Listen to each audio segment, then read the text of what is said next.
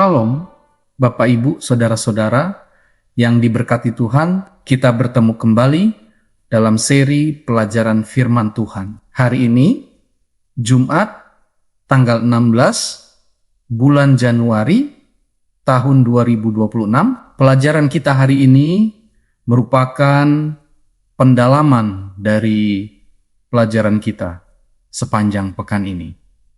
Bapak, Ibu, dan saudara-saudara sekalian, dari rak pancang dan kamar di bawah tanah, dari sarang dan gua dari bumi ini, di sanalah jatuh ke telinganya teriakan kemenangan orang yang mati syahid itu. Dia mendengar kesaksian dari jiwa-jiwa yang kuat, yang meskipun miskin, dirundung, malang, disiksa, namun menyaksikan dengan tidak gentar untuk kepercayaan mereka, dengan mengatakan, "Karena aku tahu kepada siapa aku percaya." Orang-orang yang menyerahkan hidup mereka kepada iman ini menyatakan kepada dunia bahwa dia kepada siapa mereka telah percaya sanggup untuk menyelamatkan dengan sempurnanya. Tulisan Ellen G. White dengan judul Kisah Para Rasul tahun 1999, halaman 512. Bapak Ibu sekalian, belum pernah ada keberagaman iman yang begitu besar dalam kekristenan seperti pada masa sekarang ini. Jika karunia, baik itu rasul, nabi, penginjil, gembala, dan pengajar yang terdapat dalam kitab Efesus 4 ayat 11-13 diperlukan untuk menjaga kesatuan gereja mula-mula, betapa lebih lagi diperlukan untuk memulihkan kesatuan saat ini, dan bahwa Allah bermaksud memulihkan kesatuan gereja pada akhir zaman sangat jelas dinyatakan dalam nubuatan. Kita diyakinkan bahwa para penjaga akan melihat dengan pandangan yang sama ketika Tuhan memulihkan Sion. Selain itu, pada waktu kesudahan, orang-orang bijaksana akan mengerti ketika hal ini digenapi, akan ada kesatuan iman di antara semua orang yang dianggap bijaksana oleh Allah.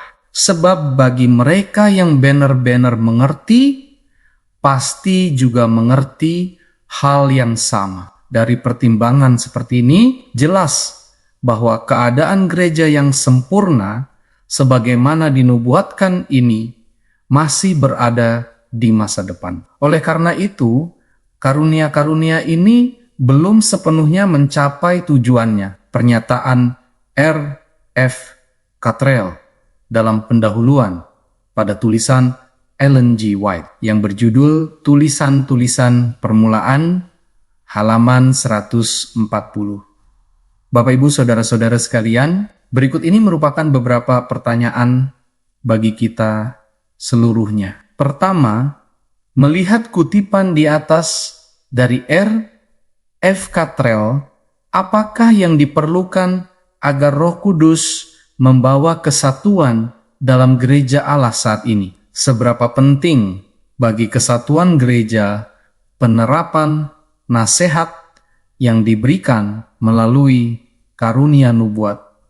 Kedua, bagaimanakah kita akan menjelaskan ajaran Alkitab tentang kematian kepada seorang teman yang percaya bahwa Paulus dan orang-orang Kristen lainnya yang telah meninggal sekarang bersama Kristus di surga? Ketiga, bagaimanakah kita memahami kenyataan mengerikan dari penderitaan di dunia ini? Mengapa konsep pertentangan besar sangat menolong dalam memberikan pemahaman tentang semua ini? Namun, mengapa pada akhirnya kita harus memandang Yesus di kayu salib sebagai ungkapan kasih Bapa yang paling besar dan belajar untuk mempercayainya bahkan di saat-saat terburuk? Bapak, Ibu, dan saudara-saudara yang diberkati Tuhan, sampai di sini pelajaran firman Tuhan. Untuk hari ini, terima kasih sudah turut belajar bersama-sama dengan kami. Sampai bertemu kembali pada pelajaran-pelajaran berikutnya. Tuhan memberkati kita semuanya.